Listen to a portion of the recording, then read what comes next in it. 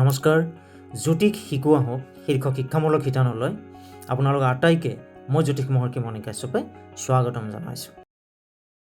আমি ৰাষ্ট্ৰীয় যিবিলাক নেশ্যনেল যিবিলাক চেনেলবিলাকত দেখিছোঁ যে ভাৰতীয় বা হিন্দী ভাষাত যিবিলাক সাধাৰণতে যিবিলাক কোৱা হয়, তাত যিখন ৰাশিচক্ৰৰ ছবি দিয়া হয়, সেই ৰাশিচক্ৰৰ ছবিখন হ'ল অকণমান বেলেগ ধৰণৰ। আৰু আমি অসম বা বেংগলত সাধাৰণতে আমি অসমীয়াত যিখন আমি ৰাশিচক্ৰ বা কুণ্ডলীৰ আমি ফটো আমি পাওঁ, সেইখন সাধাৰণতে বেলেগ হয়। গতিকে ভাৰতীয় হিন্দী পদ্ধতিত বেলেগ হয় নেকি বাৰু ৰাশিচক্ৰটো, আৰু আমাৰ অসমীয়াত বেলেগ হয় নেকি বাৰু?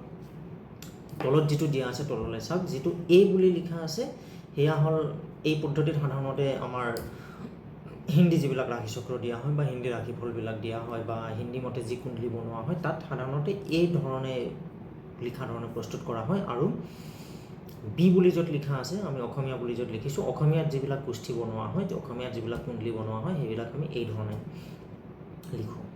গতিকে ইয়াত লিখা সময়ত এটা কথা থাকিলে যে আমি অসমীয়া ধৰণে যি লিখিছোঁ তাত আমি চাব যে মেঘৰ পৰা ৰাশি আৰম্ভ হৈছে। মেঘৰ পৰা ঘড়ীৰ কাঁটাৰ বিপৰীত দিশত মেঘ, বৃষ, মিথুন, কৰ্কট, সিংহ, কন্যা, তুলা, বৃশ্চিক, ধনু, মকৰ, কুম্ভ আৰু মীন, এই ধৰণে 12টা ৰাশি শেষ হৈছে। আনহাতে হিন্দী পদ্ধতিত যিটো লিখা হৈছে, হিন্দী পদ্ধতিত হ'ল এক, অৰ্থাৎ লগ্নটো সদায় তাত স্থিত হৈ থাকে। আৰু দ্বিতীয়টো যিটো আছে বি পদ্ধতিত যিকোনো এটা ৰাশিত লগ্ন হ'ব পাৰে। এতিয়া লগ্ন কি সেই সম্বন্ধে ক'বলৈ মই বাৰু আপোনালোকক পিছত এই সম্বন্ধে আৰু এটা ভিডিঅ' বনাম। যদিহে আপোনালোকে জানিবলৈ ইচ্ছুক এই বিষয়ে কমেণ্ট কৰিব পাৰে কমেণ্ট বক্সত। আমাৰ এ বুলি যিটো লিখিছোঁ, এই বোলাটোত লগ্নটো সদায় স্থিৰ থাকে, অৰ্থাৎ 1 নম্বৰ যিটো পজিশ্যন মই তাত লিখিছোঁ, 1 নম্বৰ পজিশ্যনতে সদায় লগ্ন থাকিব। এতিয়া আপোনালোকৰ বুজা সুবিধাৰ কাৰণে মই কৈ দিছোঁ। ছাপ'জ কোনোবা এজন ব্যক্তিৰ জন্ম লগ্ন হ'ল মকৰ লগ্ন। মকৰ লগ্ন হোৱাৰ লগে লগে আমি কিন্তু অসমীয়া পদ্ধতিত মকৰ বুলি য'ত লিখা আছে তাতে লগ্নটো লিখিম আৰু গোটেইকেইটা ৰাশিত যি ধৰণে বেলেগবিলাক গ্ৰহবিলাক পৰিছে সেইমতে লিখিম, অৰ্থাৎ আমাৰ ৰাশিটো স্থিৰ থাকে। কিন্তু হিন্দী পদ্ধতিত, অৰ্থাৎ নৰ্থ ইণ্ডিয়ান পদ্ধতিত লগ্নটো স্থিৰ থাকিব। লগ্নটো সদায় মই যিটো 1 নম্বৰ পজিশ্যনটো লিখিছোঁ, 1 নম্বৰ পজিশ্যনত লগ্নটো থাকিব। আৰু এই সময়ত লগ্নৰ পিছত যেনেকুৱা বাকীবিলাক গ্ৰহ বা বাকীবিলাক ৰাশি এই ধৰণে আহি যাব। যদি মকৰ লগ্ন হয় তেতিয়াহ'লে 1 নম্বৰ ৰাশিটো মকৰ হ'ব, আৰু সেইধৰণে ঘড়ী 2 নম্বৰটো হ'ব কুম্ভ, 3 নম্বৰটো হ'ব মীন, 4 নম্বৰটো হ'ব মেঘ, এই ধৰণে ঘড়ীৰ কাঁটাৰ বিপৰীত দিশত চলি থাকিব।